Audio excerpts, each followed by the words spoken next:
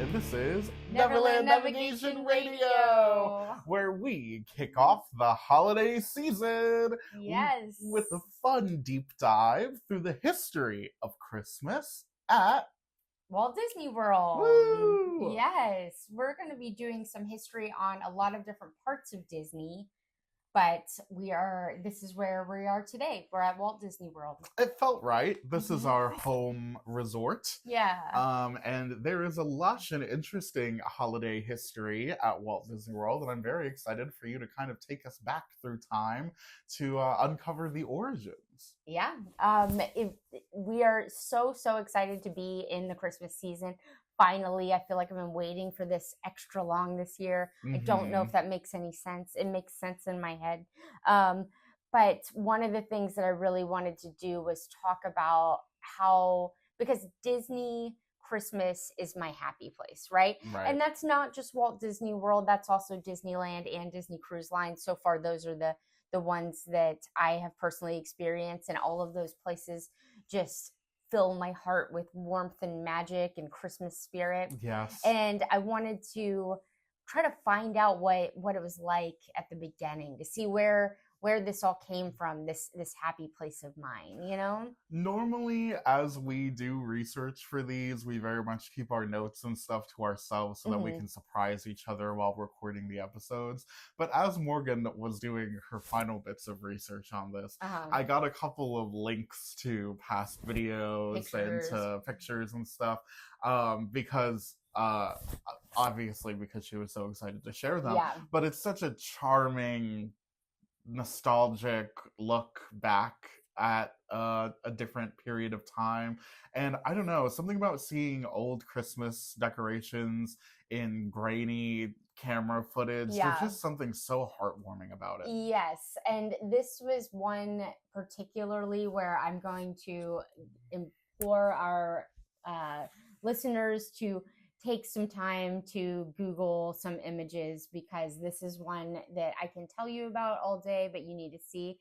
And that's what I was thinking, is I was like, Jake needs to see this so that when I'm talking about it, because like tinsel tree makes no sense. Right. If you didn't see it. But the picture is like jaw-dropping. Amazing. Yeah, I loved it. I will try to explain it actually we're not really going to get there, because I'm not going to go into the resorts too much today. I started going down that route, but then I thought this needs to be a whole nother podcast. Ooh, we love to see it. Yeah. So I won't even go into that one. There's a teaser for another episode, a coming episode. The Contemporary Resort had what was called a tinsel tree in year one, where there was no tree.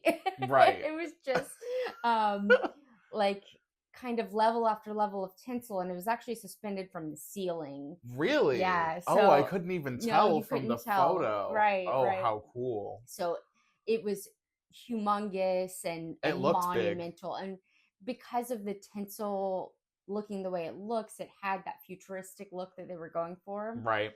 You know, when there are no trees. Yeah, right. I don't want to speculate as to why there are no trees in the future, but I could, But we know it might be coming. Right. Just joking. No, but it did look really cool. Yeah, I have seen the Dr. Seuss about that, right? Yes, the Lorax. Yes. Okay, well, yes. So look forward to that episode. I know I am. Yeah. But in the meantime, we did want to thank you for joining us on this episode. Yeah. Wherever you've managed to find us, whether it be on Spotify podcasts or Apple Podcasts, thanks for joining us for the show. If you'd like to help support us in making more episodes, you can do that by subscribing so that you can see when we post new episodes, and by leaving us a review. We love to read your guys' reviews, and we'd love to see you down there. Yes, and if you are thinking about going on a Disney or Universal or cruise Christmas trip this year or next year, or a non-Christmas trip, think about sending me an email, morgan@neverlandnavigation.com, because I am a free-to-you travel agent, and I can get you the same deal that you would get yourself by spending hours and hours online trying to find the best deal, or better. Sometimes I have access to better deals. And in addition to that, you get all the personalized service that you want from a personal travel agent. I can make all of your dining reservations for you. I obviously have a lot of knowledge, all kinds of stuff. I can be the one to wait on hold, to talk to the hotel about getting you the floor you want or whatever. in addition to that, my customers get free custom trip t-shirts as a thank you for letting me help book their magical vacation. So you get free family trip t-shirts, and we do a lot of Christmas custom trip t-shirts. It's really, really fun. It's a very fun time of year to see what people choose for their t-shirts, because I love seeing the different Christmas characters Festive, or yes. outfits or phrases or Yes. whatever. And over the years that I've been doing this, I now have so many characters in different festive outfits that you have so many to choose from. If you're like, I want everybody in my family to have a different character, but like a Christmas version of that character, there's so many options at this point. It's pretty amazing. Love to see it. Yeah. All right. Should we take a stroll back through Christmas past? Let's do it. So like I said, Walt Disney World is my, at Christmas particularly, is my absolute happy place. So we are going to begin at the beginning. Now, since Disney World doesn't have as much history as Disneyland, this one's going to also focus a little bit on the things that Disney World parks offer for Christmas now. So we'll kind of be spanning from 1971 to present. Dang. All right. We're covering a lot of holiday ground. Yeah. I'm going to go through the timeline with you at the beginning, and then we're going to go park to park and talk about what it was like at the beginning, and then, go on to what it's like now. And then at the end, I'm going to share a little bit of information with you about the teams that put all this stuff together. Awesome. So Disney World has been celebrating Christmas since its inaugural year in 1971, as we all know, because Disneyland had been doing it first, obviously, but now it's become something that is going on in every single park and every single Disney resort. Yeah. In addition to obviously Disneyland and Disney Cruise Line, it's crazy. It's a very big thing. Quite the operation. Yeah. To start off with, like I said, I'm going to go through a timeline because I think that this is so interesting to kind of just quick see how things evolved. I feel like, I know it's been over 50 years, but it feels like it's changed so much over this course of time, because in 1971, which was the first Christmas at Walt Disney World, Magic Kingdom was decorated with a 50-foot tree. I had a beast of a time trying to figure out whether it was a real tree or a fake tree. Oh. Because the tree in Disneyland, which you'll, I'm sure, hear about on our Disneyland episode, was a real tree. But I could not find out if this was a real tree or a fake tree. Even when I went back and looked at that footage that Jake was talking about, wow. I was like watching that and trying to discern, is this real or is this I just, you know what I mean? But hard to tell, yeah. Yeah.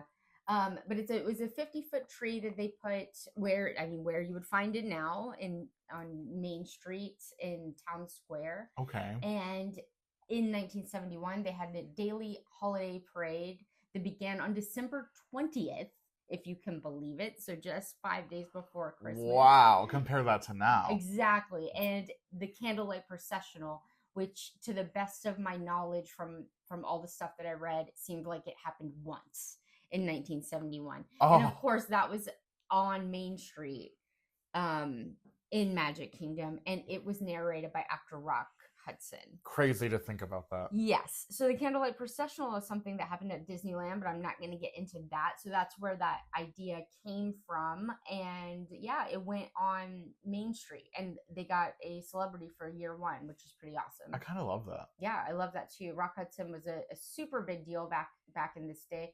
He had already had a couple of decades worth of movie success at this point. Right. Yeah. In 1983, so we're jumping.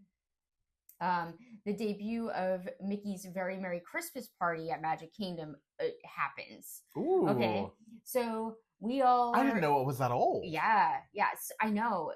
But it's night and day. Okay. Because that's what I was just about to say. We all know now, if we're talking about Mickey's Very Merry Christmas Party, we're talking about a $200 per person event. Right. Where you get to go on rides with less of a wait, and you get cookies free cookies, free hot cocoa, or I think one of them had apple cider, one of them had eggnog, so different kinds of cookie and hot beverages. Fun. As well as characters in outfits and a exclusive show. And then the parade, which isn't really exclusive, but like it almost might as well be. I mean, it's not fair. It's just that they, like, for pass holders who get blocked out the whole couple weeks of Christmas, we don't have an opportunity to see the parade, you know? Yeah, it's a pretty, if you're there, then great. Yeah, right, exactly. But the show is exclusive. So anyway, that's what we think of as Mickey's Very Merry Christmas Party, and it starts at the very beginning of November and goes like 30 times before the end of December. But this was a single night special. One single night ticketed event on December 16th with a holiday parade, shows, carolers, free photos, and they even got free stockings. And why don't you guess how much this costs? Oh boy, okay. One night. After hours event, like the first after hours event. Well, it was back in the day, so. It was 1983. Inflation and all that. Yeah. $25. It was $13.95. Oh. Can you imagine? My gosh. And you know, I don't really know the specifics of what in 1983 what the difference. I get inflation, but but I don't think that translates to $200. You don't think? I don't think so. Like a 5,000%. I'm no economist, but I think that that's not how that works. Oh my gosh, so, that is truly a shocking figure. Yeah, and that was $14. One night, yeah, and so then it continued to be one night, but the night would change. Oh, I assume it was on a weekend, right? Yeah, and then eventually it'll get bigger, and I'll get to that. Whatever the nearest weekend to Christmas probably, okay. Without being on it, yeah. So that's the 80s. Wow. Because I know when I was little, Christmas and Thanksgiving weren't super busy. Like nowadays, Christmas and Thanksgiving are like at capacity or close to capacity. Like it's a busy Disney day. But when I was a kid, people were at home. That was what you did. It's true. Yeah. It was just a different thing. Yeah. In 1984, so also quite a long time ago. Okay. The Country Bear Christmas special premiered at Magic Kingdom's Country Bear Jamboree. A favorite of the podcast. Yes. This premiered the same year both in Disney World and Disneyland, and the auto animatronic bears wore Christmas costumes and performed holiday songs. And this was a popular ride overlay that would run seasonally through 2005.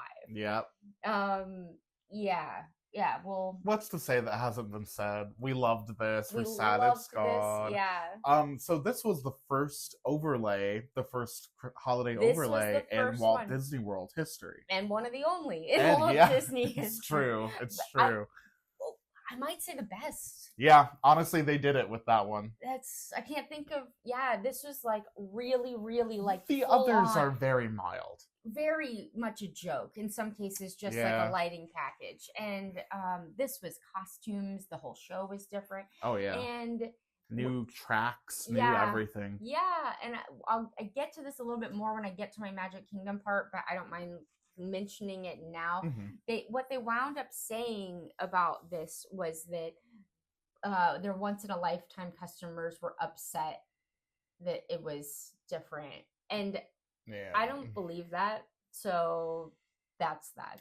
I'm not sure I believe that. Oh sure, okay. I heard that it was too expensive for them to change. Now that makes sense. Now that I believe. I don't believe it was too expensive, but I believe it was a cost thing. Yeah, budgetary stuff is so common. Right, because even if people love it, they have to decide if it would change the amount of money they're making if they stop doing it. Right. Like if it's costing them, I can't. I'm not even going to put a guess figure because what's big for me might be pennies to Disney. And it's the 80s. Yes. It's just so hard. Right. Well, it was taken out in the early 2000s. Okay, So that's when they would have been looking at it.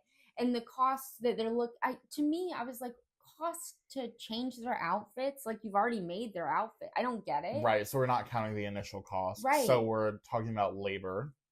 labor to change them. Yeah, to change them, and we're talking about decor inside.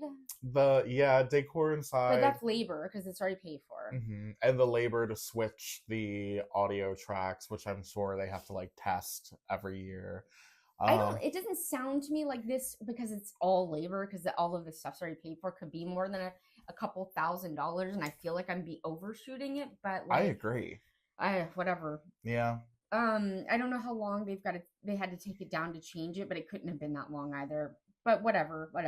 It was here. She's gone now. Gone. Yeah, so sad. I'm gonna try not to get too upset about the things that I miss, you guys. I'm gonna try really hard. I know we truly could be here all day talking about how much we miss some of this stuff. I was telling Jake earlier, it's hard to talk about some of this stuff and not get sad/mad. yes, it's very true. It's very true. Yeah, I just miss some of the old stuff. But anyway, we're talking about the history, and the Country Bears had a big part of Christmas history.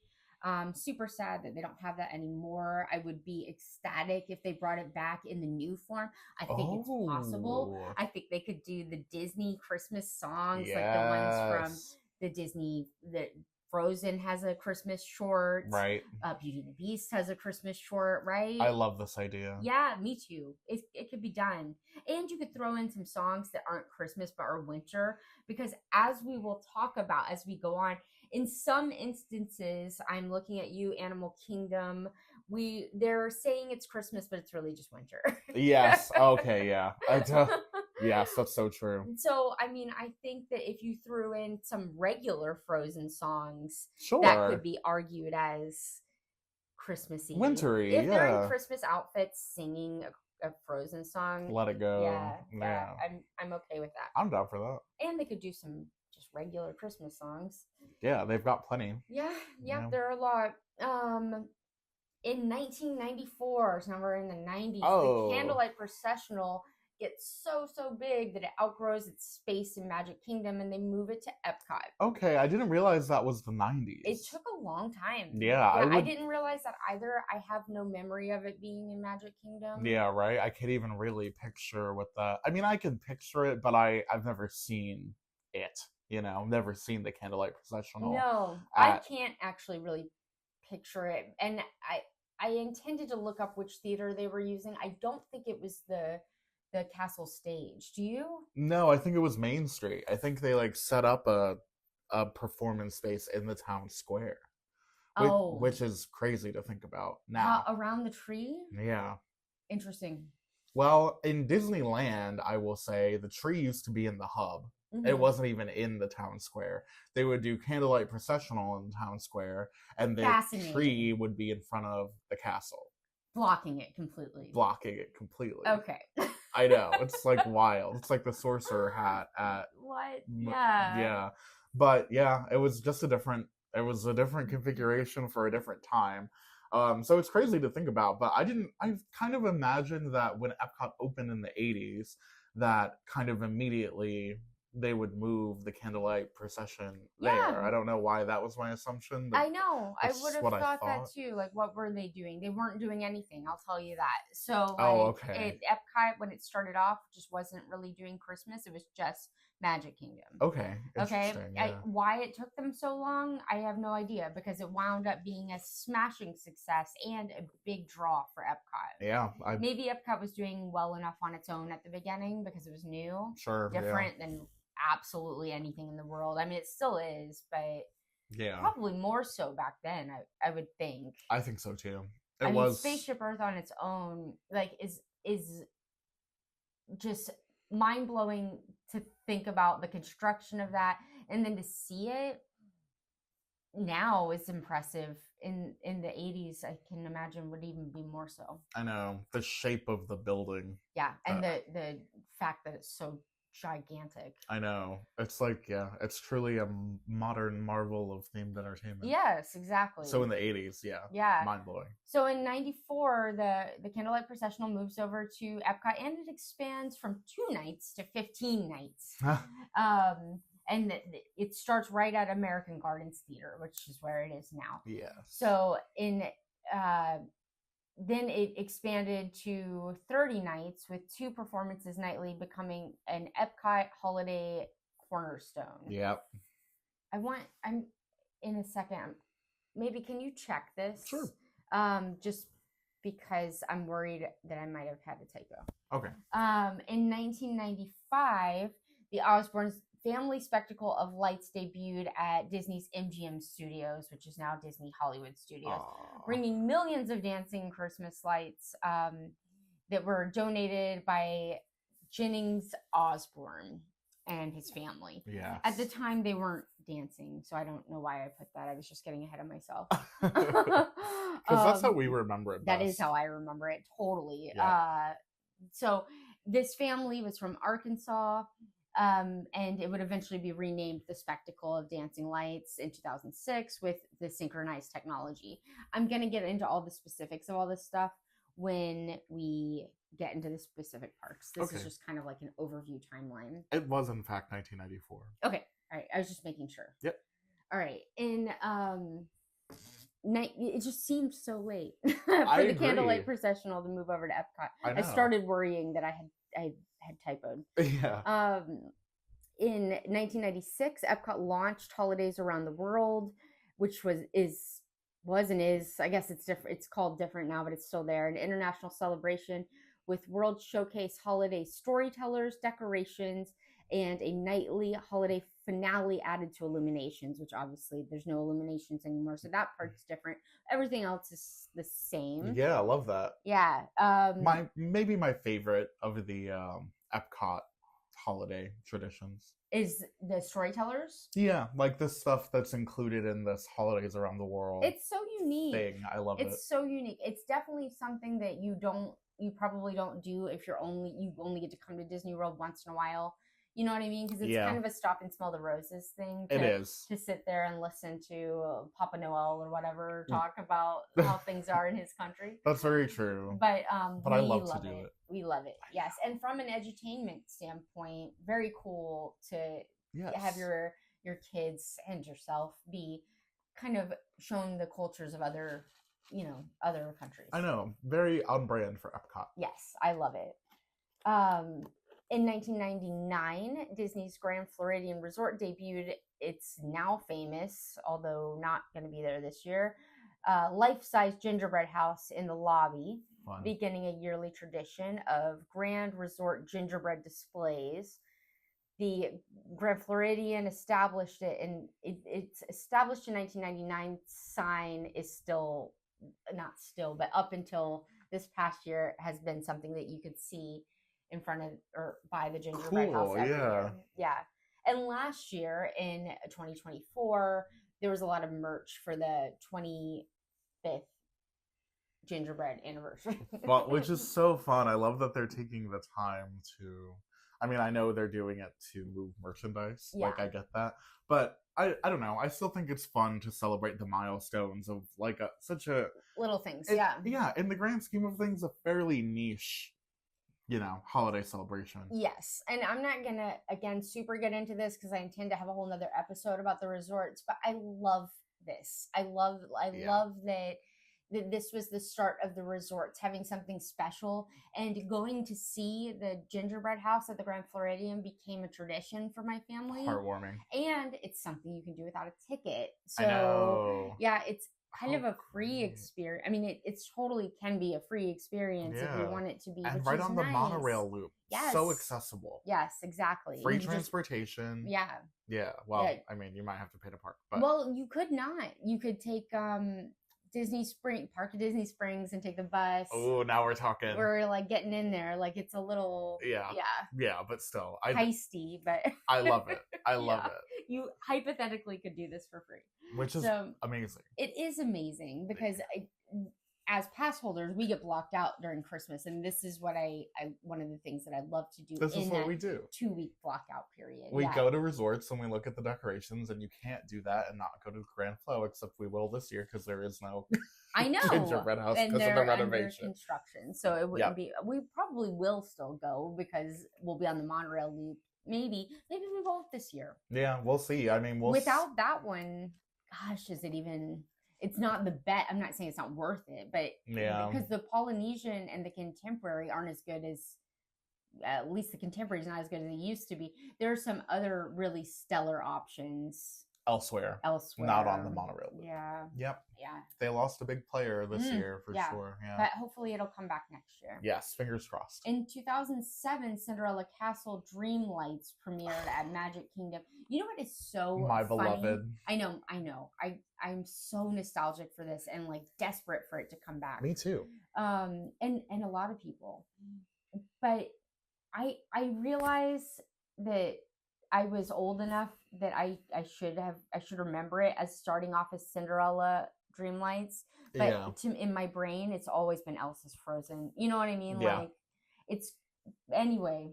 So It started off at Cinderella. Go on. So 2007 is right around the time that we kind of stopped going to Walt Disney World, and then when I came back, it was 2017, and the very first time 2016 for me. Yeah. The very first time I went back was in January. Yeah. Oh, okay. So did you miss it, or did you get the end of it? I got the end of it. Oh, nice. I wasn't expecting it because I didn't realize they would still be up. Yeah. The first park we went to was Epcot, but then we went to Magic Kingdom, and it was nighttime, and the Dream Lights came on, and I just stood there staring I know. at it. It was so... That was the thing about... I took a million pictures. Yes, same. I have so many pictures of this, and that was the thing about the Dream Lights that you don't get with the projections is I could seriously just sit there for hours and be content and be happy looking at this. It was just a dazzling, beautiful thing. Mesmerizing. Absolutely mesmerizing. And the projections are fun. Yes, are fun in their own way, but totally different. It's just not, the projections aren't mesmerizing. They're fun. That's a perfect word for it. They're cute. Fun versus enchanting. Oh, inspiring. Yes, exactly. Yes, enchanting. It totally is. I don't know. There's just something about, first of all, there's just something about the tone of the lights. Yes. That was like perfect for what it was. Icy. Yes. Icy. In Florida weather, icy is kind of nice. Even though it does get cold in December, but go on. No, yeah. It just felt like Christmas magic. Yes, it did. Yeah. It did. It was just, oh my gosh. Yes. Mesmerizing. I just can't even, the words that we're using aren't even enough. Agreed. Yeah. So anyway, if you've never seen, look up pictures. Seriously. And that won't do it justice. Maybe a video would be a little bit better, but still, I know. I feel this way honestly about the lights on the Epcot ball now too. Right. And if they ever take that away, I will seriously cry. I can't imagine. They won't. I don't think they will, because I don't think so. It would be an ordeal where the Dream Lights were difficult for them to put on and difficult for them to take off. Right. So they're like, do we need to deal with this anymore? Yeah, the crane for the whole month of September or whatever. Right. So anyway, that was 200,000 shimmering LED lights that were draped over the castle's turrets to create an icy glow. And then there was a stage show involved that year, that opening year of this, 2007, called Cinderella's Holiday Wish, which featured the fairy godmother and Cinderella lighting the castle each night. And it was because Cinderella wished for it. Oh, cute. Yeah. And then in 2014, Elsa took over and just the show changed, but it looks the same. Yeah, I don't mind that. I like it. Yeah. It just makes Holiday sense. Wish. It made sense. What year did Frozen come out? 2013. Yeah. So it was like on the heels of Frozen being like the biggest smash of that generation's kids. You know what I mean? Yeah. And they're like icicle lights, and you've got sense. an ice princess. Yeah, it just adds up. Like it or not, a lot of people associate Frozen with Christmas even before you factor in the short. Oh, yeah. Like, it's just a winter. It's cold. Yeah, it's icy. It makes sense. There's a connection there that makes sense. Yes, they're wearing winter clothes. Like everything about it just kind of adds There's a reindeer. Up. There's a reindeer. What else do you need? Right, a snowman. There's a snowman. Yeah, it's Christmas without being Christmas. You try to separate that from Christmas. I know. You can't. No, not to us. It not just to Americans. is Christmassy. Yeah. Yeah. Okay, continuing on our calendar. In 2015, the final season of the Osborne Family Spectacle of Dancing Lights at Disney's Hollywood Studios happened. Yes, this is after 20 years. The beloved 5 million light display danced one last time, and its finale was on January 3rd, 2016, and it was set to Mickey Mouse Club alma mater. Yeah. talk about something that video does not truly capture. No way to capture the feeling. That's another one. I could have just sat there for hours and watched it because it was they were dancing, there's the music, it was mind blowing. And we did. And it wasn't just and I found a new Easter egg that I didn't know about when I was going to this. Really? I'm gonna get to it when we get to the Hollywood Studios part, but like, you might know. I don't think I do. Sometimes I'm like, stuff that I don't know, and I'm. It makes sense that you do, but it wouldn't make as much sense because I was there so much. Like, you would call me crazy for how much I was at Osborne Spectacle of Dancing Lights because I was obsessed. Yeah, you were like Clark Griswold with his Christmas lights on his house. He was obsessed with that. I'm aware of that movie, but I'm not so familiar with it. But weird for a Disney podcast to bring him up, but I know you were obsessed with that. I can't wait to hear what it is. I wish I could explain. It's not just dancing lights. It was also like they had these rotating angels that were made out of lights on like a spinning carousel that did their own thing. The lights were synchronized in blocks to the music. So one building would light up at one time and another would light up in succession. I know. It would give me goosebumps. I know. It's like the entire building were like the entire street were like those light up piano keys that would like illuminate as the notes were playing. Like it was its own magical show thing. Yes. Never felt anything like that. No, I know, exactly. And at least towards the end of this, or not maybe, the last, I don't know, like you said, there was a chunk of time where Jake and I were young adults and we were not able to go to Disney for various reasons.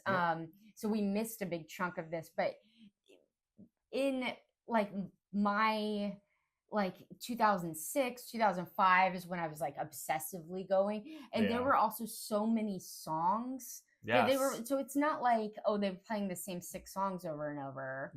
There was a lot of songs, and they were putting in like a radio kind of vibe to it. Do you remember that? Yes, they like created people this were talking simulated radio show. Yes, exactly. And it was a very fun kind of way to do it. Right. Because like a Christmas radio show is a very nostalgic type of sound. Yes, and so you could be sitting where you're viewing it from one area, like you're viewing it from the San Francisco area, and then move to another area, and it's a completely different show. Right. Because it's different buildings and it's different lights and there's different things. It's just crazy. You're looking at different and then you could buy eggnog and hot cocoa and you could just sit there, and there was the snow. There was snow. Oh my gosh. And people all the things made me so happy. It was I loved that area to begin with, the Streets of America. I liked it in the summer. You know what I mean? It was awesome. It was great. That coffee shop was, I don't know, I felt like I was in a movie. That was definitely the vibe. It was just a very like surreal kind of like you were in another dimension of like Hollywood magic when you were back there. And then when you throw those, amazing one-of-a-kind Christmas light display on top of it, it just really made it like a unique thing that was so perfect for Hollywood Studios. It just fit the vibe so nicely. Truly. I mean, I know it didn't start there. It started on Residential Street before it was on the Streets of America. We are doing time. I should have said that. No, that's good. It started on Residential Street and then moved to the Streets of America. It sure did. But I think the Streets... Pretty quickly, though. Right. I think the Streets of America was such a good venue for it. I know it kind of ended, and... Did you get to what they did with the lights yet? No, I haven't gotten to it yet. I'll get to it in the Hollywood Studios part, which might be in our part 2 episode. Okay. I was gonna mention it now. I can. Okay. Whenever. This right now is what I'm trying to do is a kind of a quick timeline, but actually, it's not going as quick. But anyway, it doesn't matter. That's fine. So in 2016, we got Jingle Bell, Jingle Bam at Hollywood Studios. And this was kind of a replacement for Osborne. Luckily for them, I never thought about it that way. No, I didn't even know that was the idea. That was their idea because they lost one and went to this was like oh, well, now we don't have anything wildly Christmassy, so we need to add something. And this is what they added. Does not even hold a candlelight processional. It's what they say, apples and oranges. Yeah. Except for that, yes. Apples and strawberry seeds. Pencils. I don't... Not even close. Like, it's crazy. So also, I always thought this was so weird because like Prep and Landing is such like a... It's so obscure. Is that what you were gonna say? Yeah, it's like a weird choice. I feel I'm a Disney super fan, and I was like, who is this? Yeah. I thought they were like DreamWorks or something. Yeah, same. They've got the look. I had no idea. Do you know how weird it is for Morgan and I to be like, who is that? Yeah. It's very rare. Right.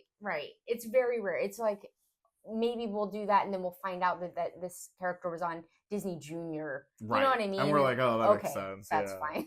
Yeah. But for it to be the main Christmas thing, very weird. Very strange. So yes, this debuted as their answer to We're Giving Up Osborne, which, like I said, they're lucky I didn't think about that because it would have made me mad. Yep. And it was a nighttime projection and fireworks show. I say it's still around, but it's now only featured in Jollywood Nights. Okay.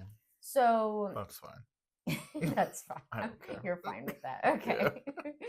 Yeah. I don't miss Prep and Landing. Yeah. It was a weird one. Yep.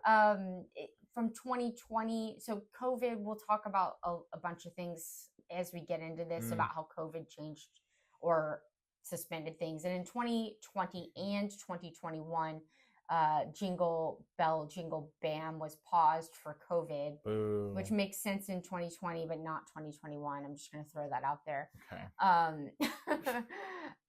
Because it was the end of 2021. We're not talking about... So people were already there. Yeah. In the park. People were in the park at the end of 2020, but still there were social distancing. But by the end of 2021, the vaccine had been out for a whole year.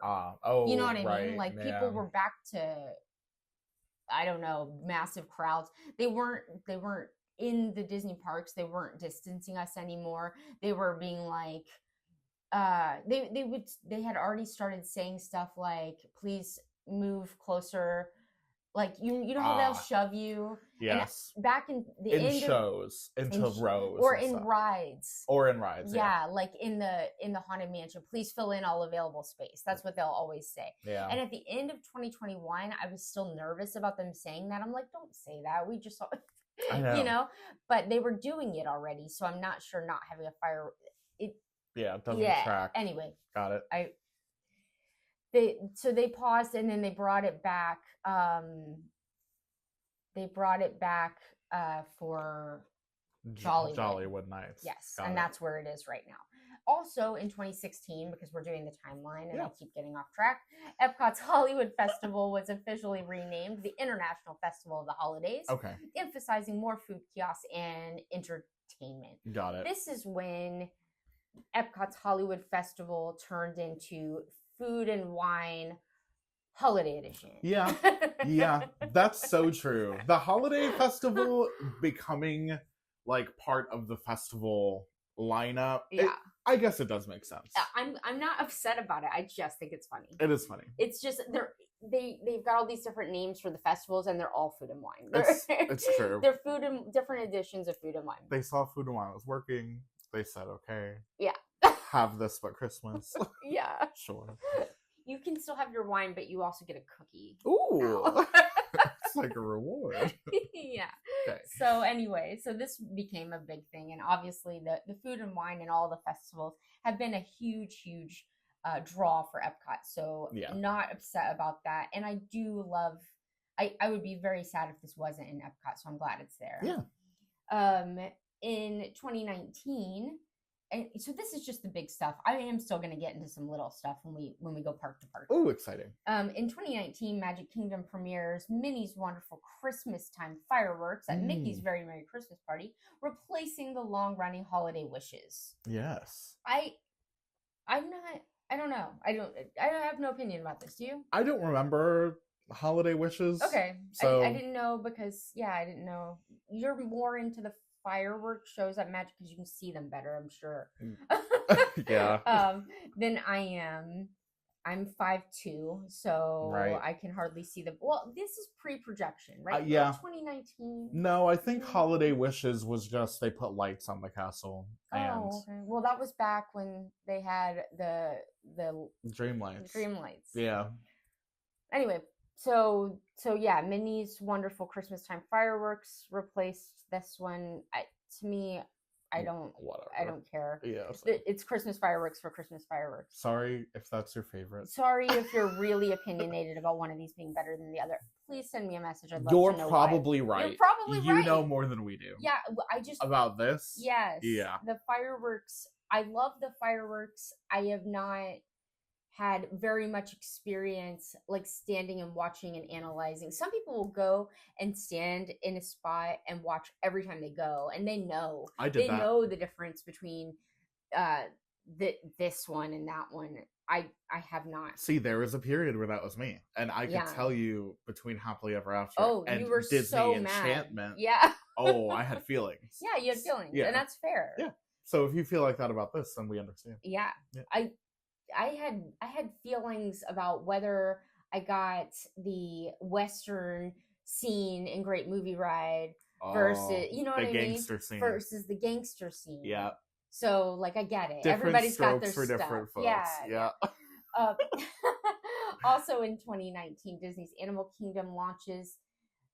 They said extensive new holiday offerings this year. I don't know. Extensive's not the word I'm going to use. Animal Kingdom decided to acknowledge the Christmas season, I guess I'll say.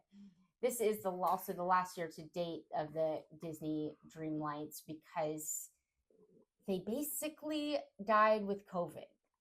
Oh, okay. I don't know if any of us put that together because COVID kind of happened at the end of March and March, April, May, and they just never came back.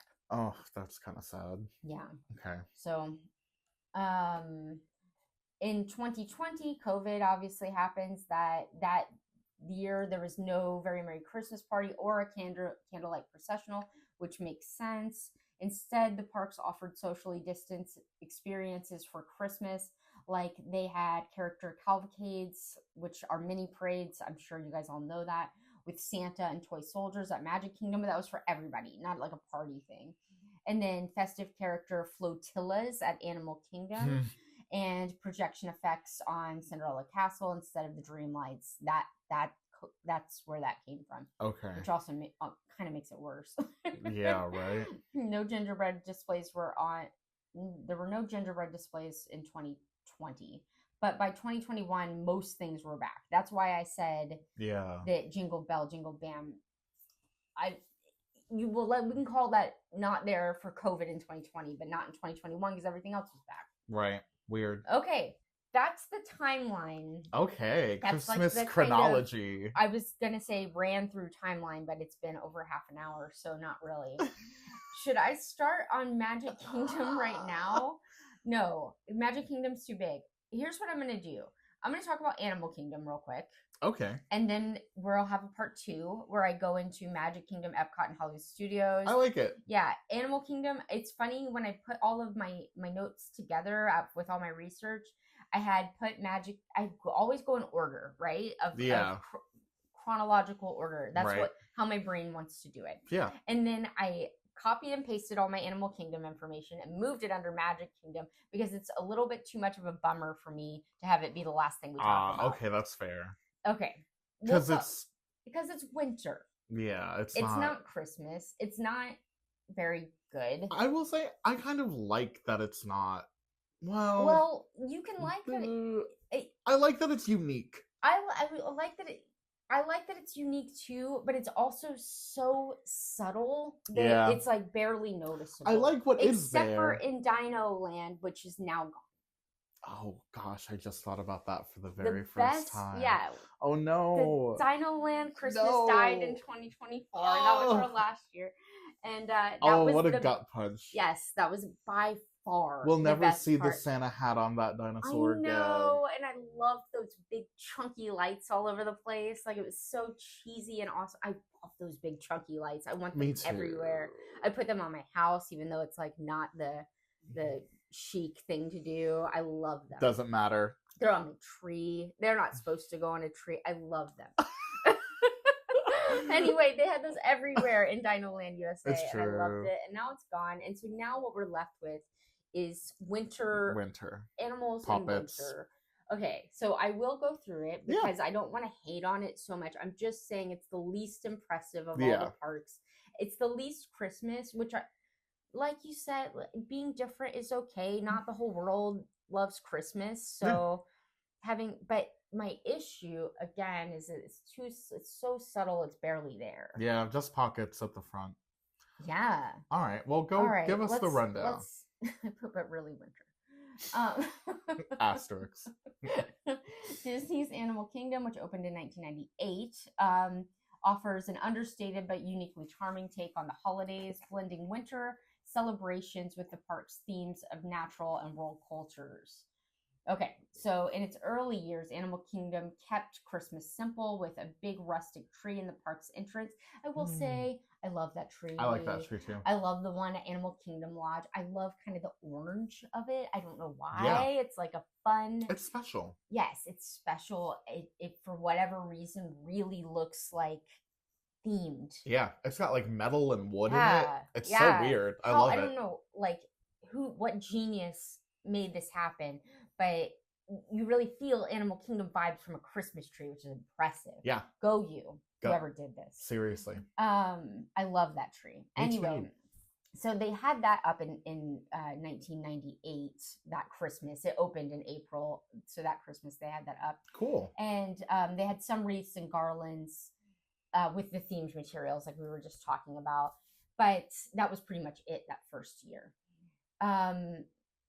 They really amped up in 2004, actually. And this is something that I should have done, but I didn't. I think, and I don't know if you did, but I wish I did. And that's Mickey's Jingle Jungle Parade. You remember back when Animal Kingdom had parades? I do. Do you? I'm like I do. Vaguely on it. I feel like, unfortunately, I didn't go to Animal Kingdom as much until Everest was around. Okay. But that was about that time. Yeah, I do have some memories of the Animal Kingdom parades, and I feel like I even have vague memories of this one. You probably do if you remember the Animal Kingdom parades.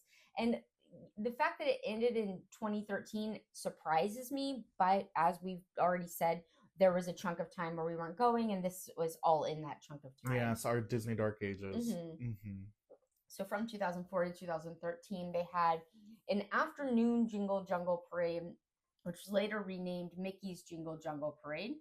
And it was during the holiday season. Yeah. It was the Christmas version of the regular Mickey's Jammin' Jungle Parade. Yeah. And it featured the Disney characters in safari gear with holiday accents. For example, Mickey and Minnie would wear khaki, but they'd also have Christmas wreaths. Sure. Donald would have reindeer antlers, and Goofy was playing toy drums. Not sure I really get that one. Again, as being Christmas. Yeah. Yeah. Okay. Because little drummer boy. Sure. I can't picture it though because I didn't see it. So maybe it makes sense if you see it. Maybe. Plus themed floats like oversized animal puppets pulling Santa's sleigh, which sounds freaking adorable. That is cute. The music was a mix of African-inspired rhythms and familiar carols. Cool. That sounds amazing. The most charming part was the elaborate handcrafted puppet floats and animal costumes. And this was something that the regular parade was known for, and I have seen pictures of. It looks very cool. The puppets. Yeah. They had giraffes, elephants, and other stylized animals on wheels, and some were adorned with like tinsel or a Santa hat. Yeah. Animal Kingdom loves puppets. They do love puppets. They've got like a storied history of puppetry. You're right. Yeah, the shows. Yeah, and then they throw them in the parade. Yeah. Even now, their Christmas overlay is just puppets. Yes. Yeah. Yeah. That's a good point. Weird. It is weird. I get it because it's like It is weird when you're telling me that this Christmas light display isn't technically advanced enough to continue, but these puppets are fine. Okay, yeah. Yeah, sorry. I can see that. Yeah, I mean, I think puppets make sense for Animal Kingdom because they are like a folksy, cultural, artistic I agree. expression. So I do get it. I get it too. But yeah. Yeah, it is interesting. You just never think about it until you're like, oh, everything that we read about Animal Kingdom is like, so they brought out some puppets. Yeah, true. Yeah. And when they did that fireworks show at Epcot, it wasn't puppets that they were projecting, but it was like paper. Okay, do you know what I'm talking about?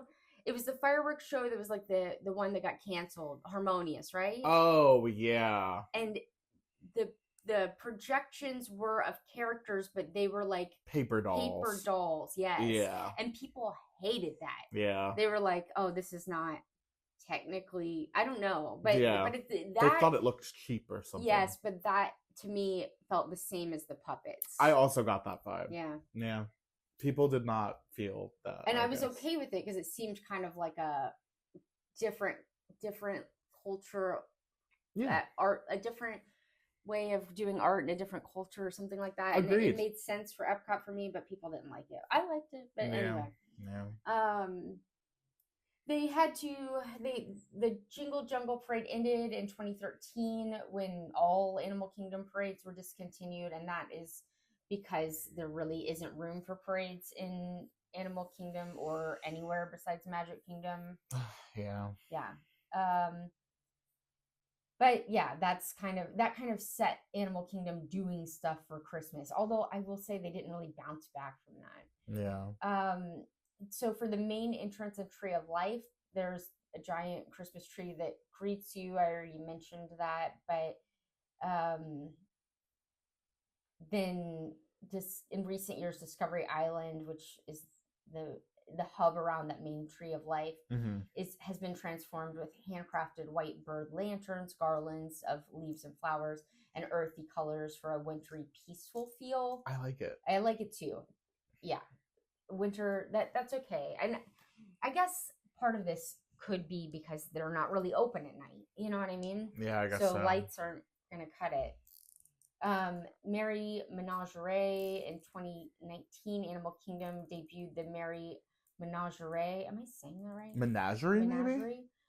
Quickly becoming a fan favorite new tradition. This is something this is what we've experienced, in the past few years. By day on Discovery Island, talented performers bring out life-size winter animal puppets. I didn't even know they called it that. Merry Menagerie? Yeah. When does that? when were you? It's on their website. Okay. Yeah. So okay. They're calling it that. Interesting. Yeah, but it's not timed.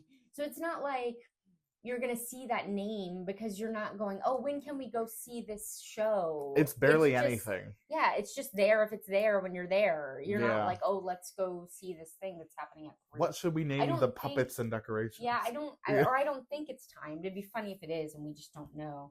Yeah. Because we're not wildly impressed by this. I'm not. We're not looking out for it, that's for sure. Yeah, I'm fine with it being there. I think it's cool to see one. I wish they would expand it.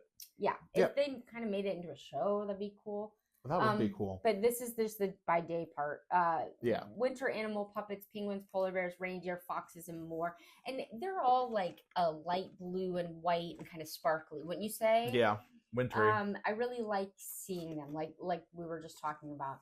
They're made handmade style, like paper mache and fabrics and stuff like that. Yeah.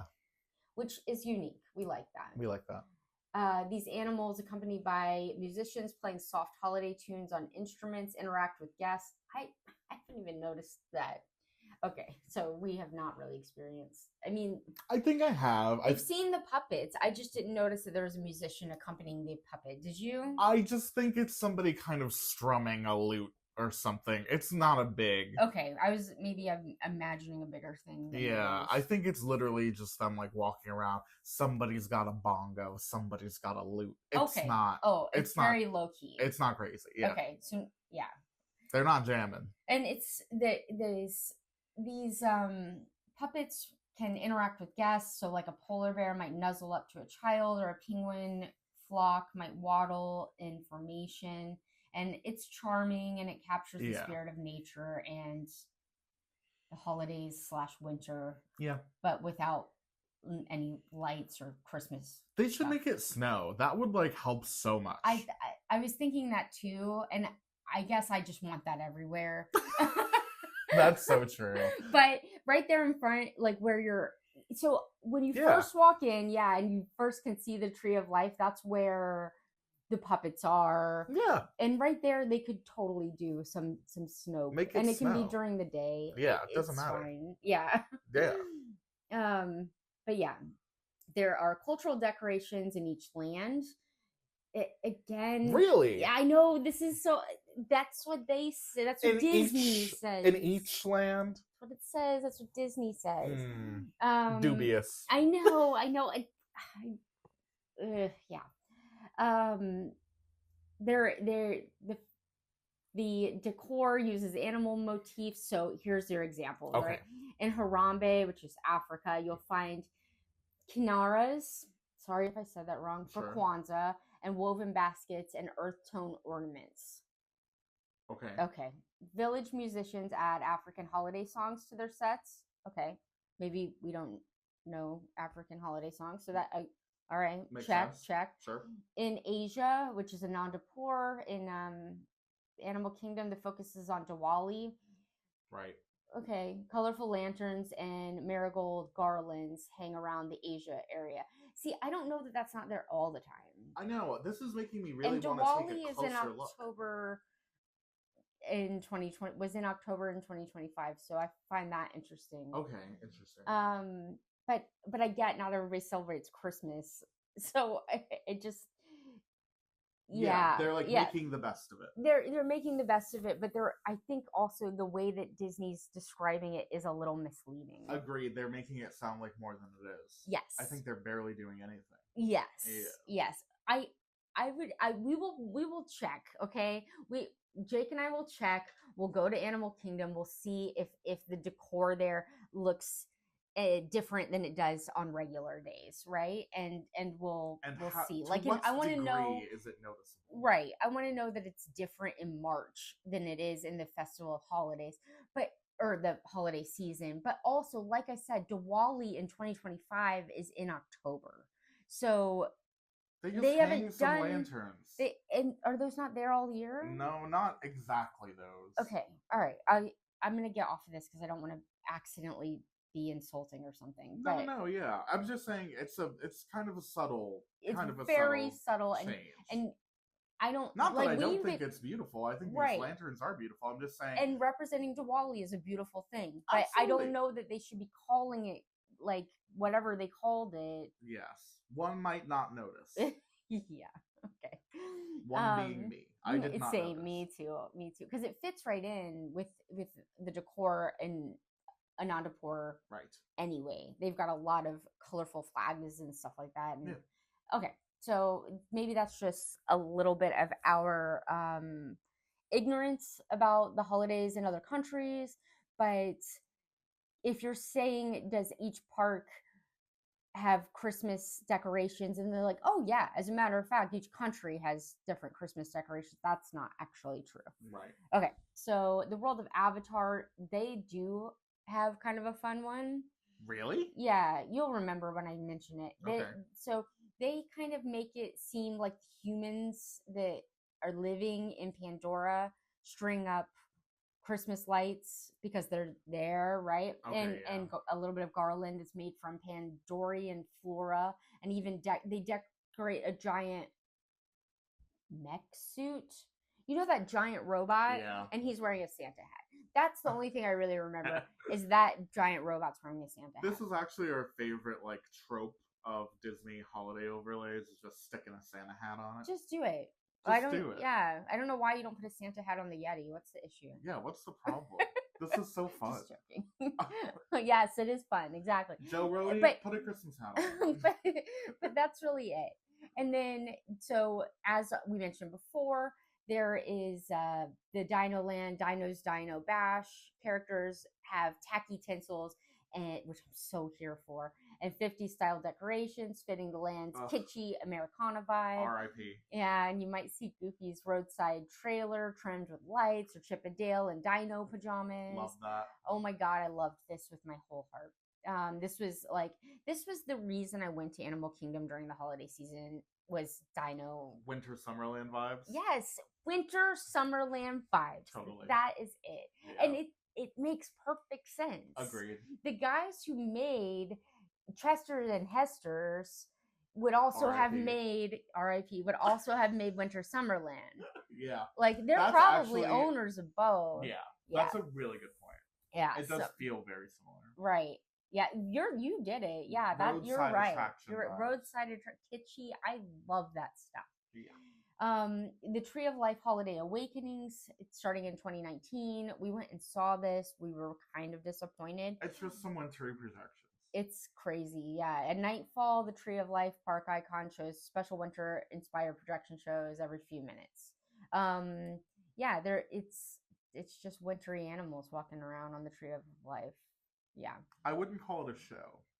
I wouldn't call it a show either, and we were misled by that because there are times for this. Yeah. And we went and we waited, and then we're like, okay, when does it start? Oh, that was it. Oh, wait a minute. That's literally what we did. Yes. We said, that wasn't the pre-show, that was the show. Yes, it seemed like a pre-show. It exactly seemed like a pre-show. Like, oh, cool, these animals are like getting people ready, like, no, that was it. It was cute, but there was no anything. There was no song. There was no plot. There was, It was like the projections on the Tower of Terror, which is not a show. Right. It is just, and they don't claim for it. There's more of a show. Yes, but that doesn't have times. Right. Right? Like this shouldn't have times. It should be like, oh, okay.